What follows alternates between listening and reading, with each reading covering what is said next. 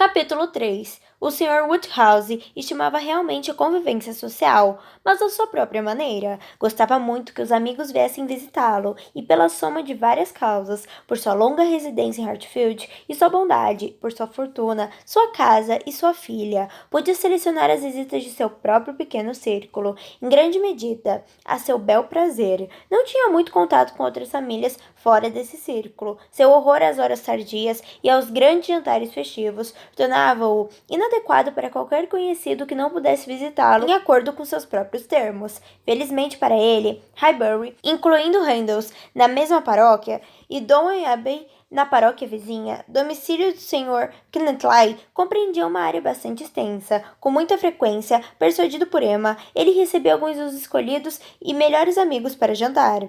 Mas o que preferia eram reuniões noturnas, e a menos que se imaginasse não estar à altura da companhia, era rara a noite na semana em que Emma não organizasse uma mesa de jogos para ele. Uma verdadeira estima existente há muito tempo levava os Wilston e o Sr. Knightley a visitá-lo, e para o Sr. Elton, um jovem que vivia sozinho malgrado, o privilégio de trocar qualquer noite livre de sua enfadonha solidão pela elegância e companhia da sala de estar do Sr. Woodhouse e pelos sorrisos de sua encantadora filha, não era de se jogar fora. Depois desses, vinha um segundo grupo. Entre os mais assíduos estava a senhora e a senhorita Bates e a senhora Goddard. Três senhoras quase sempre à disposição para um convite de Hartfield, que eram buscadas e levadas para casa com tanta frequência que o Sr. Woodhouse não achava que fosse isso demasiado incômodo tanto para James quanto para os cavalos. Se isso ocorresse somente uma vez por ano, poderia ser motivo de queixa. A senhora Bates, viúva de um antigo vigário de Highbury, era uma senhora bem idosa, que deixara de lado quase tudo, menos o chá e a dança de quadrilha. Vivia com sua filha solteira, de forma bem modesta, e era tratada com toda a consideração e com todo o respeito que uma velha senhora inofensiva, vivendo em condições tão desfavoráveis, poderia despertar. Sua filha desfrutava do grau mais incomum de popularidade para uma mulher nem jovem, nem bonita, nem rica, nem casada. A senhorita Beth se encontrava na pior situação do mundo para conquistar a simpatia das pessoas. Não possuía nenhuma superioridade intelectual para sua própria satisfação ou para intimidar aqueles que poderiam odiá-la, induzindo-os a aparente respeito. Nunca viu sentado beleza ou inteligência. Sua juventude tinha passado sem distinção e na meia-idade se devotava aos cuidados de uma mãe debilitada e ao esforço de fazer um pequeno rendimento durar o máximo possível.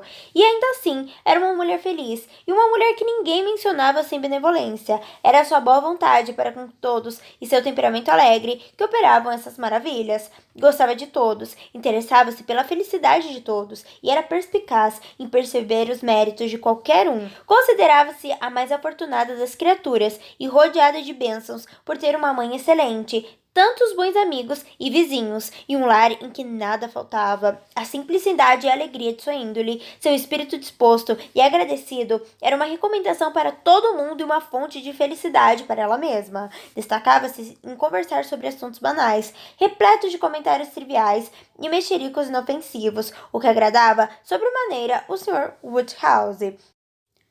A senhora Goddard era preceptora de uma escola, não de um seminário ou de um estabelecimento ou de qualquer local em que se ensinasse, por meio de longas frases de refinados despropósitos para combinar conhecimentos liberais com elegante moralismo, baseados em novos princípios e novos métodos, e onde meninas, pagando ingentes somas, podiam ser prejudicadas em sua saúde em prol da vaidade, mas um verdadeiro, honesto e antiquado internato, onde uma quantidade razoável de habilidades era vendida a preço razoável, e onde as meninas podiam ser mandadas para aprenderem algo fora do comum, e elas próprias lutarem para adquirir certa instrução, sem qualquer perigo de voltarem para casa como prodígios. A escola da senhora Goddard tinha elevado reputação, e deveras merecida, para Highbury. Era considerado um lugar particularmente saudável. A senhora possuía uma ampla casa com jardins, fornecia às crianças abundante comida saudável, deixava-as correr muito ao ar livre durante o verão, e no inverno tratava pessoalmente dos resfriados. Emma estava contente com seus modos, bem como sua personalidade, e totalmente decidida a continuar a amizade. Não ficou impressionada com nada notavelmente inteligente na conversa da senhorita Smith, mas considerou-a em todo momento muito interessante. não inconvenientemente tímida, nem relutante em falar, e estava longe de ser intrometida, mostrando tão apropriada e conveniente deferência, parecendo tão amavelmente grata por ter sido admitida em Hatfield e tão naturalmente impressionada com todas as coisas em estilo muito superior ao que ela estava acostumada, que ela devia ter um bom senso e merecia encorajamento. E esse encorajamento lhe seria dado. Esses suaves olhos azuis e todas essas graças naturais não deviam ser desperdiçadas na sociedade inferior de Highbury e suas ligações. As amizades que ela já havia feito não eram dignas dela. Os amigos de quem acabara de se separar, embora fossem pessoas muito boas, deviam certamente prejudicá-la. Eram da família dos Martin, cujo caráter Emma conhecia bem. Arrendavam uma grande fazenda do Sr. Knightley e residiam na paróquia de Donway. Pessoas muito honradas, acreditava ela, pois o Sr. Knightley as tinha em alta estima, mas deviam ser rudes e incultas e realmente inadequadas para privar da intimidade de uma moça que só precisava de um pouco mais de conhecimento e elegância para ser quase perfeita.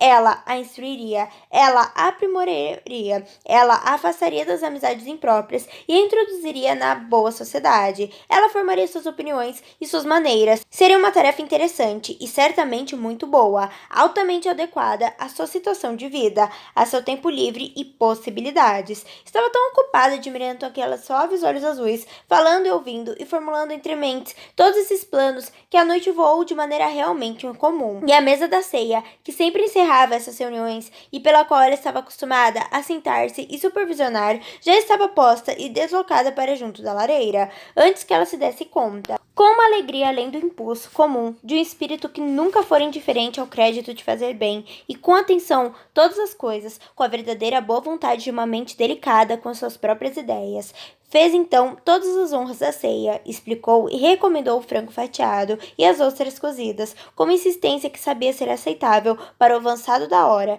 e para os escrúpulos de polidez de seus hóspedes. Em tais ocasiões, os sentimentos do pobre Sr. Woodhouse entravam em triste conflito. Gostava de ter a toalha da mesa posta, porque havia sido a moda de sua juventude, mas sua convicção de que as ceias eram prejudiciais deixava-o bastante triste ao ver qualquer coisa posta à mesa, e enquanto sua hospitalidade levava a oferecer de tudo aos visitantes, seu cuidado pela saúde deles o deixava aflito ao vê-los comer. Algo como um pequeno prato de sopa de aveia rala, igual ao que ele tomava, era tudo o que podia, com inteira aprovação, recomendar, embora tivesse de se conter, enquanto as senhoras se serviam confortavelmente dos pratos mais apetitosos, para dizer: Senhora Betts, permita-me propor-lhe provar um desses ovos. Um ovo cozido, muito macio, não é prejudicial. Se ele sabe cozinhar um ovo como ninguém, não recomendaria ovos cozidos por qualquer outra pessoa, mas não precisa ter receio, são bem pequenos. Pode ver, um desses pequenos ovos não vai lhe fazer mal. Senhorita Betts, deixe que Emma lhe sirva um pequeno pedaço de torta, um pedaço bem pequeno. Nossas tortas são todas de maçã. Não precisa temer compotas nocivas aqui. Não recomendo pudim de leite e ovos. Senhora Goddard, o que acha de meia taça de vinho? Uma pequena meia taça, com um pouco de água. Acho que não haveria de lhe fazer mal. Emma permitia que o pai falasse à vontade, mas atendia os convidados de modo mais satisfatório possível. E, nesse dia, teve o especial prazer de vê-los partir felizes. A felicidade da senhorita Smith havia igualado seus pressentimentos. A senhorita Enchou-se era uma personagem tão importante em Highbury que a perspectiva de lhe ser apresentada havia provocado tanto pânico quanto prazer, mas a humildade e agradecida mocinha partiu com sentimentos de grande reconhecimento, delicada com a afabilidade com que a senhora Woodhouse havia tratado durante toda a noite e, por fim, lhe havia realmente apertado as mãos. Capítulo 4. Harriet Smith logo se tornou íntima do grupo fechado em Hatfield, rápida e decidida em seu modo de agir. Emma não perdeu tempo em convidá-la, encorajá-la e pedir-lhe que viesse visitá-la com muita frequência, e à medida que seu relacionamento se aprofundava, crescia também a satisfação que tinham uma com a outra, como companheira de caminhadas. Emma logo havia previsto que ela seria ótima parceira. Nesse ponto, a perda da senhora Weston tinha sido importante. Seu pai nunca ia além dos arbustos, onde duas divisões do terreno determinavam seu longo percurso, ou curto, conforme a estação do ano, e desde o casamento da senhora Weston, ele havia diminuído em muito seu exercício. Uma vez, se havia aventurado a ir sozinha a Handles, mas não achou muito agradável, e uma Harriet Smith, portanto, a quem podia convidar a qualquer momento para uma caminhada, seria uma valiosa adição aos seus privilégios, mas, sob todos os aspectos, Quanto mais havia, mais aprovava e a confirmava como pessoa certa em todos os seus belos projetos. Certamente, Harriet não era muito inteligente, mas tinha uma graciosa, dócil e grata disposição, sem qualquer tipo de presunção, e só desejava ser guiada por qualquer pessoa em que confiasse. Sua dedicação, desde pequena, era realmente admirável, e inclinação pelas boas companhias e a capacidade de apreciar o que era elegante e inteligente mostrava que não havia falta de bom gosto, embora não fosse de se esperar profundidade de entendimento. De um modo geral, estava inteiramente convencida de que Harriet Smith era exatamente a jovem amiga de que precisava, exatamente aquilo de que seu lar necessitava. Uma amiga como a Sra. Weston estava fora de questão. Duas iguais nunca poderiam ser admitidas. Duas iguais ela não queria. Era algo bastante diferente, um sentimento distinto, independente. A Sra. Weston era objeto de uma consideração que se baseava em gratidão e estima. Harriet seria amada como alguém a quem ela poderia ser útil. Para a Sra. Weston, nada havia a fazer. Para Harriet, tudo. Suas primeiras tentativas de ser útil foram as de desempenhar-se em descobrir quem eram os pais, mas Harriet não sabia dizer. Estava pronta para contar tudo o que se soubesse, mas sobre esse assunto era inútil perguntar. Emma era obrigada a imaginar o que quisesse, mas nunca podia acreditar que na mesma situação ela não descobrisse a verdade. Harriet não tinha preocupação. Tinha ficado satisfeita em ouvir e acreditar no que a Sra. Goddard resolvera lhe contar e não procurou saber mais. A Sra. Goddard, as professoras, as alunas e os assuntos da escola em geral constituíam naturalmente grande parte das conversas entre as duas, e se não fosse sua amizade com os Martin da fazenda Ibermill, isso seria tudo. Mas os Martins ocupavam boa parte de seus pensamentos. Tinham passado 2 meses muito felizes com eles e agora adorava falar dos prazeres de sua visita e descrever os muitos confortos e maravilhas do lugar. Emma encorajava sua loquacidade, divertida com essa descrição de outro tipo de gente, e apreciava a simplicidade juvenil com que podia dizer com tanto entusiasmo que o Sr. Martin tem 2 salas de estar, 2 salas muito boas, de fato, uma delas quase tão grande quanto a sala de visitas da Sra. Goddard, e que a esposa dele tem uma governanta que há 25 anos está com ela, e que eles têm 8 vacas, 2 delas são de raça Alderney. E ainda uma pequena vaga galesa muito bonita, na verdade, e a Sra. Martin é tão afeiçoada a ela que a chama de sua vaca, e que eles têm uma casa de verão muito linda, no meio do jardim, onde algum dia do próximo ano todos eles iriam tomar chá. Uma casa de verão muito bonita, bastante grande para comportar uma dúzia de pessoas. Por algum tempo, ela se divertiu, sem pensar em nada além de sua causa imediata, mas quando chegou a entender melhor a família, surgiram outros sentimentos. Tinham tido uma ideia equivocada, imaginando tratar-se de uma mãe e a filha, o filho e a esposa dele, que viviam todos juntos. Mas quando ficou evidente que o Sr. Martin, que ocupava boa parte da narrativa e que era sempre mencionado com aprovação por sua grande bondade em fazer isso ou aquilo, era um homem solteiro, e que não havia nenhuma jovem senhora Martin, nenhuma esposa no caso, Emma suspeitou, de fato, de toda sua hospitalidade e bondade, oferecia perigo para sua pobre amiga, e que se não cuidasse dela, poderia só sobrar para sempre. Com essas informações em mente, suas perguntas aumentaram em número e em significado, e levaram, especialmente Harriet, a falar mais do Sr. Martin, e não havia evidentemente constrangimento em fazê-lo. Harriet logo se prontificou a contar como ele participava das caminhadas, ao luar de todos eles, e dos alegres jogos noturnos, e demorou-se bastante para dizer como ele era bem-humorado e atencioso. Certo dia, ele tinha rodado 3 milhas para lhe trazer-lhe algumas nozes, só porque ela havia dito que apreciava demais, e em todas as outras coisas ele era extremamente prestativo. Uma noite, levou o filho de seu pastor de ovelhas até a sala de estar da casa, somente para cantar para ela. Sabia que ela adorava o canto. Ele mesmo costumava cantar um pouco, achava que ele era muito inteligente e entendia de tudo, possuía um rebanho muito bom, e enquanto ela estava lá, conseguiu um alto preço por sua lã, mais do que qualquer outro na região. Ela acreditava que todos falavam bem dele. A mãe e as irmãs o adoravam. Certo dia, a Sra. Martin lhe havia contado, e ela corou dizer isso, que era impossível alguém ter um filho melhor, e, portanto, estava certo de que, caso se casasse, seria um bom marido. Não queria que ela quisesse que ele se casasse logo. Não tinha pressa alguma. Muito bem, Sra. Martin, pensou Emma, a senhora sabe o que faz. Quando ela veio embora, a Sra. Martin foi tão gentil que mandou um belo ganso para a Sra. Goddard. Goddard, o ganso mais bonito que a senhora Goddard já tinha visto. A senhora Goddard preparou no domingo e convidou as 3 professoras, senhorita Nash, senhorita Prince e a senhorita Richardson, para jantar com ela. E o Sr. Marty, suponho, não é homem instruído, além do conhecimento de seu próprio negócio. Ele não costuma ler? Oh, sim, isto é, não sei, mas acho que leu muito. Mas nada daquilo que você poderia imaginar. Ele leu o Agricultural Reports, jornal agrícola, e alguns outros livros que ficam num dos peitorais da janela, mas lê todos eles para si mesmo. Mas algumas vezes, à noite, antes de jogarmos cartas, costuma ler algo em voz alta do livro Elegantes Tracts, Extratos Elegantes. Muito interessante. E sei que leu The Vicar of Hucklefield, o Vigário de Hucklefield. Nunca leu o Romance of the Forest, Romance da Floresta, nem The Children of the Abbey, As Crianças da Abadia. Nunca ouviu falar desses livros, até que os mencionei a ele, mas sei que está decidido a adquiri-los logo que puder. E a pergunta seguinte foi: e como é a aparência do Sr. Marty? Oh, não é bonito, de forma alguma. Achei muito comum no início, mas agora não acho tanto assim. A gente deixa de achar. Bem, sabe, depois de um tempo. Mas nunca o viu? Ele vem a Highbury a todo momento e passa por aqui a cavalo toda semana, a caminho de Kingston. Deve ter passado por você muitas vezes. Pode ser, e devo tê-lo visto umas 50 vezes, mas sem ter ideia de quem era. Um jovem fazendeiro a cavalo ou a pé é a última espécie de pessoa a despertar minha curiosidade.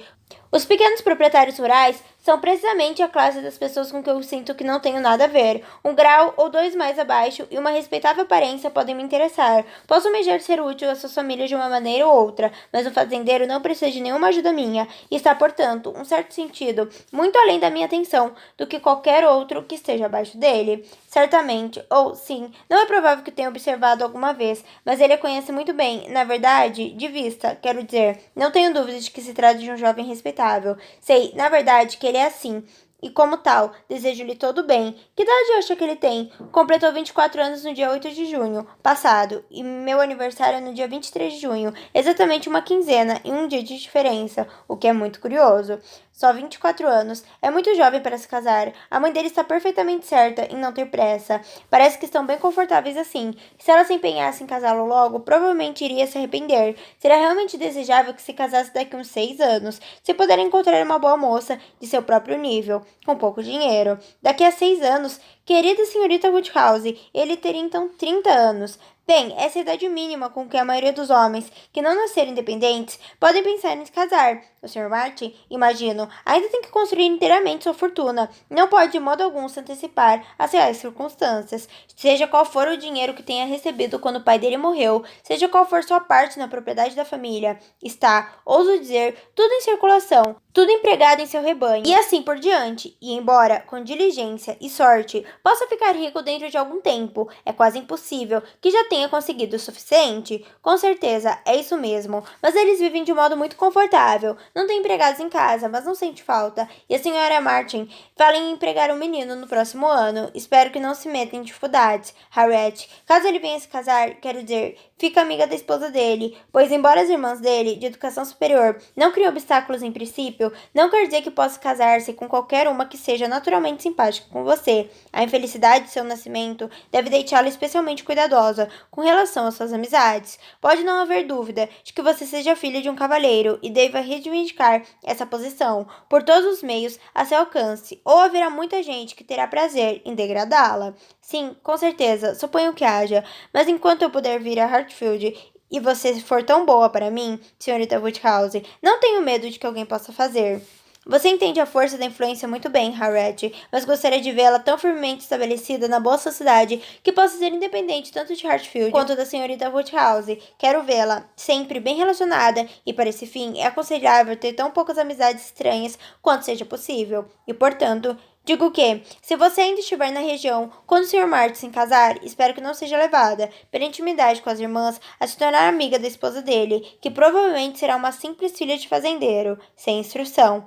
Com certeza, sim. Não que eu pense que o Sr. Martin não possa vir a se casar com alguma que não tenha tido alguma instrução e que não tenha sido muito bem criada, mas não quero me opor à opinião da senhorita. E tenho certeza de que não pretendo me tornar amiga da esposa dele. Sempre vou ter grande consideração pela senhorita Martin, especialmente por Elizabeth, e lamentaria muito me afastar delas, pois são quase tão bem educadas como eu. Mas se ele se casar com uma mulher muito ignorante e vulgar, certamente não vou visitá-la, se puder evitar. Emma observou nas flutuações da voz nessa fala, mas não viu nenhum alarmante sintoma de amor. O jovem havia sido o primeiro admirador, mas ela acreditava que não havia qualquer outro vínculo e que não haveria uma dificuldade da parte de Harriet para se opor a qualquer arranjo amigável que ela fizesse. Elas encontraram o Sr. Martin já no dia seguinte, quando estavam caminhando pela estrada de Donwell.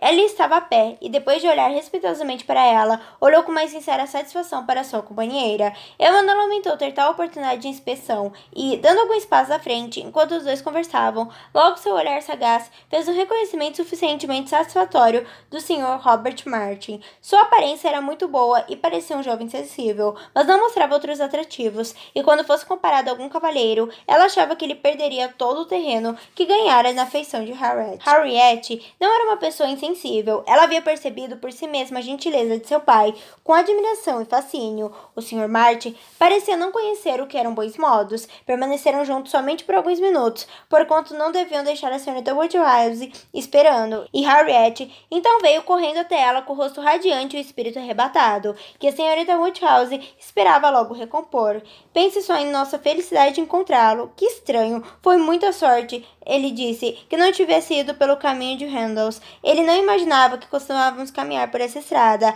Acho que, na maioria das vezes, seguíamos pelo caminho de Randalls. Ele ainda não conseguiu adquirir o Romance of the Forest. Esteve tão ocupado a última vez que foi a Kingston, que quase esqueceu, mas amanhã ele vai de novo. É realmente estranho termos nos encontrado. Bem, senhorita Woodhouse, ele é como esperava? Acho que é muito comum?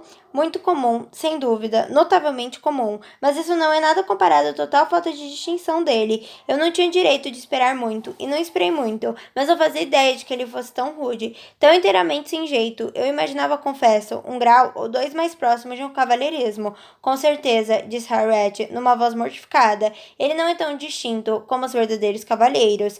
Acho que, Harriet, desde que estreitou a amizade conosco, tem estado repetidas vezes na companhia de alguns verdadeiros cavalheiros que você mesma deve ter ficado impressionado com a diferença entre eles e o Sr. Martin. Em Hartfield, você teve contato com os ótimos exemplos de homens bem educados e de boas maneiras. Eu ficaria surpresa se, depois de vê-los, você pudesse ficar na companhia do Sr. Martin novamente, sem perceber como ele é bem inferior e sem se perguntar como pôde um dia achá-lo tão agradável. Não começou a sentir isso agora? Não está chocada? Tenho certeza de que deve ter ficado chocada, com seu olhar desajeitado e suas maneiras deselegantes, com a estranheza de uma voz que, estando aqui, ouvi ser totalmente sem modulação. Certamente, ele não é como o Sr. Knightley, não tem esse ar refinado, e o modo de andar do Sr. Knightley. Vejo a diferença com bastante clareza, mas o Sr. Knightley é um homem tão refinado, a aparência do Sr. Knightley é tão novamente singular, que não é justo comparar o Sr. Martin com ele. Você não verá um em mil com a palavra cavalheiro, que cabe tão bem como o Sr. Knightley, mas ele não é o único cavaleiro com que você esteve junto ultimamente.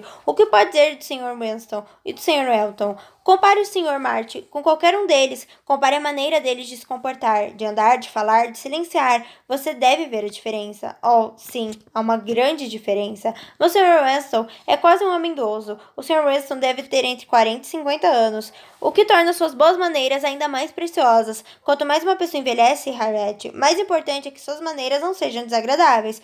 Quanto mais evidente e desgostoso o espalhafato, tanto mais se torna grosseira e deselegância. O que é tolerável na juventude é detestável na vida adulta. O Sr. Martin é agora um homem rude e desajeitado. O que será quando tiver a idade do Sr. Winston? A verdade, não há como saber, replicou Harriet, um tanto solene, mas pode ser bastante fácil imaginar. Ele será um fazendeiro completamente tosco e vulgar, totalmente descuidado com a própria aparência e pensando em nada mais que em lucros e perdas. Será mesmo? Isso seria muito ruim. Como seus negócios já lhe tomam todo o tempo, é claro que nessas circunstâncias ele vai se esquecer de procurar pelo livro que você recomendou. Esteve ocupado demais com o mercado para pensar em qualquer outra coisa, o que é normal para um homem que quer prosperar. O que ele tem a ver com livros? E não tenho dúvida alguma que ele vai prosperar e tornar-se um homem rico, e o fato de ser iletrado e rude não deve nos nos perturbar. Admira-me que ele não tenha lembrado do livro. Foi a resposta seca de Harriet, proferida em um grau de grande desprazer, que Emma achou melhor deixar por isso. Ela, contudo, nada disse por algum tempo. Seu comentário seguinte foi, sob um aspecto, talvez, as maneiras do Sr. Elton sejam superiores às do Sr. Ranston ou do Sr. Knightley. Têm mais suavidade, podem ser tomadas seguramente como modelo. É uma franqueza, uma vivacidade, quase uma aspereza no Sr. Ranston, que todos apreciam nele, porque tem maneiras sempre permeadas de bom humor, mas que não deveriam ser imitadas, nem as maneiras categóricas, decididas e de comando do Sr. Knightley, embora fiquem muito bem nele. Sua figura, aparência e situação na vida parecem permitir-lhe isso, mas se qualquer jovem resolvesse imitá-lo, não seria tolerável. Pelo contrário, acho que o Sr. Elton pode ser recomendado com segurança como modelo para qualquer jovem. O Sr. Elton é bem-humorado, alegre, atencioso e meigo. Parece que ultimamente se tornou ainda mais meigo. Não sei se ele tem algum plano de conquistar uma de nós duas, Harriet, com essa delicadeza adicional, mas me impressiona que suas maneiras sejam mais delicadas do que costumavam ser. Se ele pretende alguma coisa, deve ser a de agradá-la. Não lhe contei que ele falou de você outro dia? Ela então repetiu alguns calorosos elogios pessoais que havia arrancado o Sr. Elton, e aos quais agora fazia inteira justiça, e Harriet corou e sorriu, e disse que sempre achou o Sr. Elton muito agradável. O Sr. Elton era exatamente a pessoa que Emma havia escolhido para tirar o jovem fazendeiro da cabeça de Harriet. Achava que seria uma excelente união e que era por demais desejável, natural e provável para ele ter todo o mérito de planejá-la. Receava que todos já tivessem pensado e predito a mesma coisa. Não era provável, contudo, que alguém tivesse pensado nesse plano tão cedo quanto ela, pois arquitetou isso durante a primeira noite em que Harriet foi a Hartfield. Quanto mais pensava nisso, mais via sentido nesse expediente. A situação do Sr. Elton era muito apropriada, bem com o próprio cavalheiro, que não tinha ligações impróprias. Ao mesmo tempo, não provia de uma família que pudesse razoavelmente se opor por causa da duvidosa condição de nascença de Harriet. Tinha uma casa confortável para ela, e Emma imaginava que tivessem rendimentos suficientes, pois, apesar de o vicariado de Hartfield não ser muito grande, era sabido que ele possuía alguma propriedade de seu nome, e ela pensava muito bem dele como um jovem bem-humorado, bem-intencionado e respeitável, sem deficiência de boa instrução ou de conhecimento do mundo. Já havia ficado bem satisfeita por ele achar Harriet uma linda moça, o que a levava a crer que com esses frequentes encontros em Hartfield era o quanto bastava para ele, e para Harriet não haveria dúvida de que a ideia de ser preferida por ele teria seu devido peso e eficácia, e ele era de fato um jovem agradável, um jovem de quem qualquer mulher sem melindres haveria de gostar. Era considerado muito bonito, pessoa, em geral, muito admirada, embora não por ela, visto que havia uma falta de elegância de feições que ela não podia dispensar, mas a moça que podia ficar satisfeita com Robert Martin correndo pelos campos para trazer-lhe algumas nozes podia muito bem ser conquistada pela admiração do Sr. Elton. Oi, tudo bem? Aqui é a Letícia Bartolhei, eu sou escritora de livros de romance. Meus livros são Me Apaixonei pelo Meu Sequestrador, Meu Crush on the Droguinha e Eu Não Quero um Príncipe. Muito obrigada por ter escutado mais um capítulo desse audiobook maravilhoso. Quer aproveitar e garantir o seu livro pelo melhor preço? Então clica no link da descrição, ok? Combinado? Muito obrigada mais uma vez e beijão!